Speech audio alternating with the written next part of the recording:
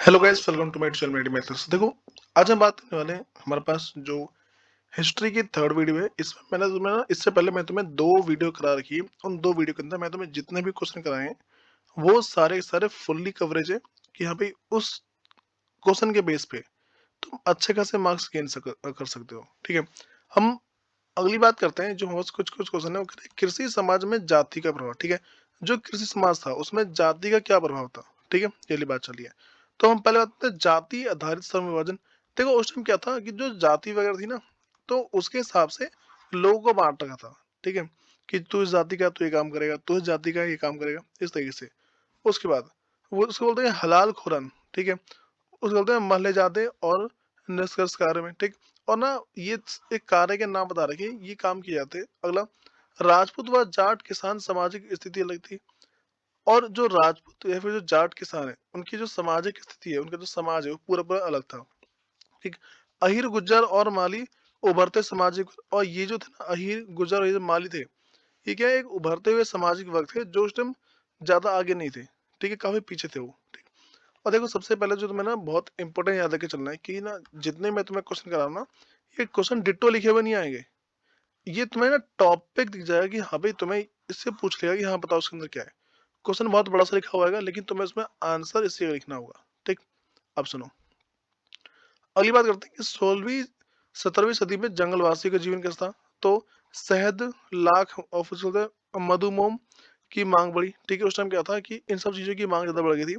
और जंगलवासियों को व्यापार में भागीदारी, और जो जंगल के जो लोग थे, ठीक, उन सब ने क्या किया कि जो भी व्यापार वगैरह है उन सब में अपनी भागीदारी करना शुरू करी। बोला भाई हम भी व्यापार करेंगे अब। अगली बात करते हैं कबीलाई व्यवस्था से राजतंत्र की ओर परिवर्तन। अब क्या हुआ, जो पहले कबीले चलते थे, ठीक है, जहाँ कबीले के एक सरदार था, वहां से राजतंत्र की बात आई कि यहाँ पर राजा कौन बनेगा यहाँ का। अगला, तो कुछ कबीले सेना संगठित करने लगे। ठीक है, तो बोलते हैं अहोमराज और सिंध के कबीले। और जो कुछ कुछ के लोग थे, जो कुछ कुछ कबीले थे, वो कह रहे अब हम रखेंगे अपनी सेना। ठीक, हम यहाँ पे पूरा पूरा राज करेंगे, इस तरीके से। अगली बात करते हैं मुगल भारत में जमींदारों की भूमिका। जो मुगल भारत है, ठीक है, जब जब मुगल का राज था, तो उस टाइम भारत की क्या भूमिका थी, मतलब जमींदारों की क्या भूमिका थी, या फिर मानो जमींदारों ने क्या काम किए थे। तो हम पहले बात करते हैं कि मिलिकत, जमीन के मालिक। ठीक है, जमीन के मालिक ज्यादा कौन थे, जो मिलिकत थे। ठीक है, ये थे। दूसरा, कर वसूली और सामाजिक वर्चस्व, टैक्स वगैरह ज्यादा वसूलना कहते हैं। ठीक है, और जो समाज का दबदबा काफी ज्यादा बढ़ गया था। और घुड़सवार व सैनिक टुकड़ी रखते थे। और देखो, और ये जितने भी जो जमींदार थे, या तो घुड़सवार या फिर सैनिक की टुकड़ी अपने साथ रखते थे। और कृषि बसाहट में मदद और बाजार स्थापित। ठीक है, और क्या हुआ कि जो कृषि वगैरह है, ठीक है, वो ढंग से चलने लगी। और उसके बाद ना जो एक बाजार स्थापित हो गया जहां पर कोई भी इंसान आएगा, ठीक, आने के बाद क्या उसको जो अपनी फसल बेचनी है वो फसल बेच के चला जाएगा। उसके बाद कई कृषि विद्रोही में किसानों का समर्थन, और बहुत सारे कृषि को लेकर विद्रोह चले, उसमें किसानों ने बहुत ज्यादा उनका सपोर्ट किया था। ठीक, अगली बात करते हैं कि ग्रामीण बंगाल में जोतदारों की ताकत। ठीक, तो क्या कहती, पहले काफी धनवान किसान थे वहां के। ठीक, और जमींदार संकट का लाभ। ठीक है, अब ना कि ऐसा था कि जमींदारों की परेशानी से अपनी स्थिति बढ़ाई। यहाँ पर हुआ ये था कि जो जोतदार थे, जो जमीन को जोतते थे, जो जमीन पे काम करते थे, ठीक, उन सब ने क्या किया कि जो भी जमींदार की जमीन है उनको हड़प लिया। और स्थानीय नियंत्रण, वो जिस जगह पे रहते थे, ठीक है, यानी ये व्यापार, साहूकारी और गरीब किसानों पर अपना अपना नियंत्रण चलाते थे। ये जो जोतदार थे ये करते क्या थे, इन सब पे अपना पूरा कंट्रोल चलाते थे। अगला, ग्रामीण प्रभाव, तो गांव में रहकर किसानों पर हावी थे। और वो जिस गांव में रहते थे जोतदार वगैरह, उसी गांव के किसान पे काफी ज्यादा उनका दबदबा रहता था। और रैयत समर्थन, मतलब जमींदारों के खिलाफ किसानों को साथ रखते थे। ठीक, अब यहाँ पे क्या था कि जमींदारों के खिलाफ हमेशा किसानों को अपने साथ रखते थे, कि भाई किसानों को अपने साथ ले लिया, अपनी टीम बना ली, और बोलते जमींदारी कर रहा है, वो कर रहा है, इस तरीके से। अब सुनो, बात करते हैं जमींदारों का नियंत्रण क्या क्या था। तो लठियालों का प्रयोग करते थे वो।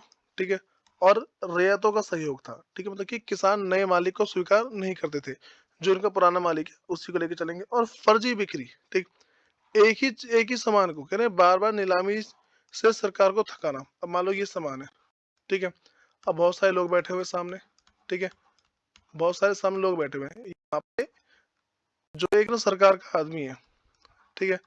वो बोलता लगाओ बोली, और यहाँ जितने लोग बैठे हैं सारे के सारे एक साथ मिले हुए हैं। वो बोली बहुत कम लगाते थे, ठीक है? मान लो कि अगर इस प्लॉट की कीमत ₹10,00,000 है, ठीक है? ये शुरुआत ही करते थे ₹50,000 से, ऐसे, और 50,000 से ऊपर जाते नहीं थे, इस तरीके से। और स्त्री के नाम संपत्ति मतलब कि नीलामी से बचने बचाने का तरीका क्या करते थे कि ना, अगर उन्हें अपनी संपत्ति को नीलाम होने से बचाना है तो सारी सारी प्रॉपर्टी के महिलाओं के नाम कर देते थे, और कम दाम में वापसी, ठीक है? था जमींदार, क्या जमींदारी जमींदार को ही लौटाती थी। अब जब सरकार ने जमीन बेची नहीं, ठीक है, यही जमीन क्या घूम के इनके पास ही पहुंची थी। अगला, पहाड़ी लोगों की प्रतिक्रिया क्या थी, इसके बारे में बात करते हैं। तो इसमें हमसे बोला जा रहा है कि अविश्वास मतलब बाहरी लोगों को संदेश देखते थे, जितने जो पहाड़ी लोग थे, ठीक, वो हमेशा बाहर के लोगों को एक ना शक की निगाह से देखते थे। दूसरा, संथालों के संघर्ष मतलब कि संथालों के आने से पहाड़ी का हटाना पड़ा, और जो संथाल लोग थे जब वो पहाड़ी में आ गए तो वहां से बहुत सारे पहाड़ वगैरह के हटा दिए गए थे, और बंजर इलाकों में सीमित थी, ठीक। अब ऐसा हुआ कि जो बंजर इलाके थे वहां भी खेती करना चालू कर दी, और संघर्ष बढ़ा मतलब कि खेती विस्तार से टकराव बढ़ा। अब क्या हुआ, जो जैसे खेती बढ़ी तो जंगल वगैरह काटे गए, ठीक है, जितने जंगल सारे साफ कर दिए, वहां पे खेती करने लगे, ठीक।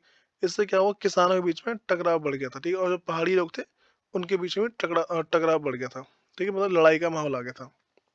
अगला, संथाल विद्रोह के पीछे कारण क्या था, पहले बोलते हैं नवागुंतक किसान, ठीक है, जो नए नए किसान थे उनके आने से लड़ाई होने की थी, और ब्रिटिश का समर्थन, उन सब लोगों का ब्रिटिश का समर्थन था कि हम जो भी करेंगे सही करेंगे, मतलब कि जो पहाड़ी लोग थे, पहाड़ी लोगों को उनके जगह से हटाने के लिए क्या किया कि जो ब्रिटिश लोग हैं, ठीक है, उन्होंने क्या है कि उन लोगों को सपोर्ट किया जो पहाड़ी लोगों को उनकी जगह से हटा रहे थे।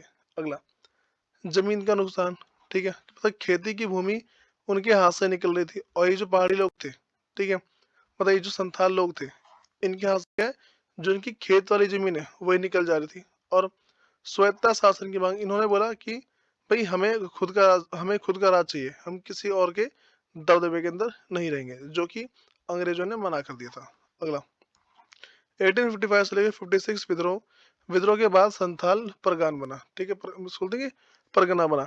इसके बाद क्या हुआ, 1855 से 56 में इनकी बातों को मान लिया गया। अगली बात करते हैं दक्कन के रैयत की नाराजगी, ठीक है, जो दक्कन के जो रैयत लोग थे वो नाराज क्यों थे। पहला, ऋणदाताओं का शोषण, इसका मतलब हमारे पास ये है कि कह रही है ब्याज मूलधन से कई गुना अधिक, ठीक। जो ऋणदाता है, ठीक है, वो क्या करते थे कि लोगों को लोन तो देते थे, ठीक है, लोन देने के बाद क्या था कि उस पे जो ब्याज लगता है वो बहुत ज्यादा था, ठीक है। अगला है रसीद ना देना, और वो करते क्या थे कि तुमने भले ही लोन दे दिया हो लेकिन फिर भी रसीद दे देते थे, बोलते तेरा लोन पूरा नहीं हुआ है अभी। अगला, ऋण में कमी, कह रहे अमेरिकी गृह युद्ध समाप्त होने पर ऋण मिलना बंद हो गया, ठीक है, और जब बाद में क्या अमेरिका का जो युद्ध है वो खत्म हुआ तो लोगों को लोन देना पूरा पूरा बंद कर दिया। अगली बात करते हैं इस्तेमारी बंदोबस्त और जमींदार, हाँ भाई, जमींदारी नीलामी क्यों हुई, ठीक, इसके पीछे कुछ कारण है। पहला, 1793 में लागू लॉर्ड कार्नवालिस ने शुरू किया, ठीक है, और निश्चित राजस्व, ठीक है, वहां पे क्या है कि समय पर न चुकाने पर नीलामी, अपना जो भी टैक्स लगता है, ठीक है, उसे बोलते हैं राजस्व। और जब उसको हम नहीं चुका पाते थे, जो जमींदार वगैरह उसको नहीं चुकाते थे, तो उस पे क्या उनकी जमीन को नीलाम कर देते। और शहरी खरीदारी, तो कृषि अनुभव ना होने पर किसानों पर अत्याचार, ठीक। अब क्या हुआ कि जब कृषि का अनुभव नहीं था उनको, खेती के बारे में कुछ पता नहीं था, ठीक, तो उनकी फसल बेकार जाती थी। अगला, बकाया बढ़ता गया, जो लोन का जो अमाउंट है वो क्या दिन पे दिन बढ़ता गया था। अगला, पहाड़िया बनाम संथाल आजीविका, मतलब पहाड़ी पहाड़ी लोग और संथाल लोग हैं दोनों रहते कैसे थे। तो पहला, खेती का तरीका, पहाड़ी झूम खेती करते थे, और संथाल लोग स्थायी खेती करते थे, मतलब ये जो पहाड़ी लोग हैं, वो घूम घूम के खेती करते थे, एक जगह खेती करी छोड़ दिया, कहीं और करी छोड़ दिया, ऐसे करके। लेकिन जो संथाल लोग हैं एक ही जगह पे रह के वहीं पे खेती करते थे। अगला, औजार की बात करें तो पहाड़िया कुदाल, लेकिन अगर संथाल के बारे में बात करें, संथाल हल से ही खेती जोतते थे। और जीवन शैली, पहाड़ी का जो बोलते हैं खाना बदोश, और संथाल कृषि पर निर्भर थे, ठीक है, ये क्या ये खाना बदोश पर निर्भर थे, ठीक है, और ये क्या हमेशा कृषि पर निर्भर थे। अगली बात करते हैं कि अमेरिकी गृह युद्ध और भारतीय रियायत, इसके बारे में कुछ कुछ बातें हैं। तो क्या क्या हुआ इस टाइम जब अमेरिका गृह युद्ध, तो कपास की मांग बढ़ी, अधिक ऋण मिला, ठीक है, और लोन मिलना आसान हो गया, और कृषि समृद्धि हुई, और जो खेत वगैरह जो खेती है वो सही से होनी चालू हो गई, और गृह युद्ध समाप्ति के बाद गिरावट ज्यादा आई थी, ठीक है। अब सुनो, नेक्स्ट बात करते हैं, ग्रामीण बंगाल में जोतदार ताकतवर क्यों थे, ठीक है। इसके पीछे सिंपल सा लॉजिक है कि धनवान और प्रभावशाली किसान, वहां पे जो किसान थे काफी अमीर थे, और जमींदार की कमजोरी के लाभ, ठीक है, और जो जमींदार है उनकी कमजोरी का लाभ उठाया जाता था, और व्यापार और साहूकारी पर नियंत्रण, ठीक है, व्यापार पर नियंत्रण था और साहूकारी पे नियंत्रण था। अगला, गरीब किसानों पर हुक्म चलाए थे, और गाँव में सीधा प्रभाव था, ठीक है, जो गाँव वगैरह वहाँ पे क्या है, उनका पूरा पूरा दबदबा चलता था।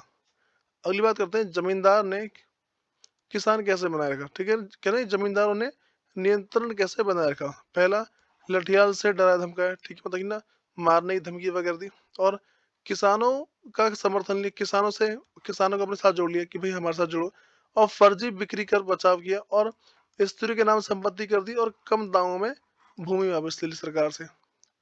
अगला ये पास है कि पहाड़ी लोगों ने बाहरी लोगों पर कैसे प्रतिक्रिया दी। तो पहला, संदेश और अविश्वास से, ठीक है, दूसरा संथाल से संघर्ष हुआ उस पे, और पहाड़ी में सीमित कर दिए गए, और जीवन कठिन होता गया, और खेती और शिकार प्रभावित हुए।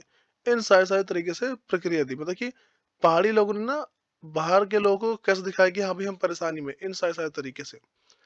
अगली बात करते हैं कि संथाल ने ब्रिटिश शासन के खिलाफ विद्रोह क्यों किया, क्योंकि खेती की भूमि छीनी गई थी उनसे, ठीक है, और स्वायत्ता शासन नहीं मिला, खुद का राज नहीं मिला, और अंग्रेजों का दमन बढ़ा, अंग्रेज अपनी ताकत बढ़ा रहे थे, और संथालों को बेदखल किया गया, और 1855 से 56 में विद्रोह हुआ, ठीक।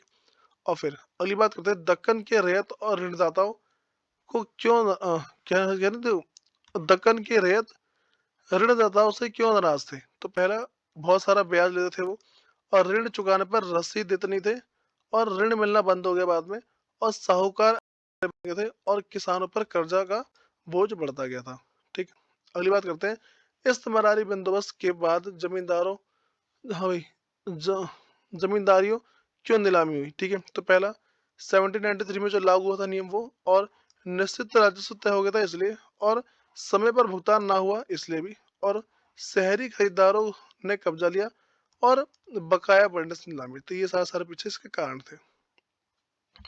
अगली बात करते हैं कि पहाड़ियों और संथालों की आजीविका में क्या अंतर था, ठीक है, वैसे पढ़ा चुका हूँ उसको, ठीक है, कि पहाड़ी झूम खेती करते थे, ठीक है, और वो जो है जो संथाल लोग हैं वो स्थायी खेती करते हैं, और पहाड़ी कुदाल का प्रयोग करते हैं, और जो संथाल है वो हल्का, और पहाड़िया खाना बदोश के भरोसे होते थे, ठीक, और संथाल लोग हैं, ठीक है, वो क्या स्थायी खेती करते थे। ये सारा याद कर लें, कुछ और नहीं इसमें। अगली बात, अमेरिकी युद्ध ने भारतीय रियायतों को कैसे प्रभावित किया। पहला, कपास की मांग बढ़ गई, अधिक लोन मिलने गया, और कृषि में समृद्धि हुई, ठीक है, और गृह युद्ध खत्म तो ऋण देखो, जैसे गृह युद्ध खत्म हुआ, जो ऋण है वो क्या मिलना बंद हो गया, और फिर किसान आर्थिक संकट में फंस गए, ठीक है। देखो ये कुछ क्वेश्चन है, फिर देखते हैं इसकी नेक्स्ट वीडियो में। धन्यवाद।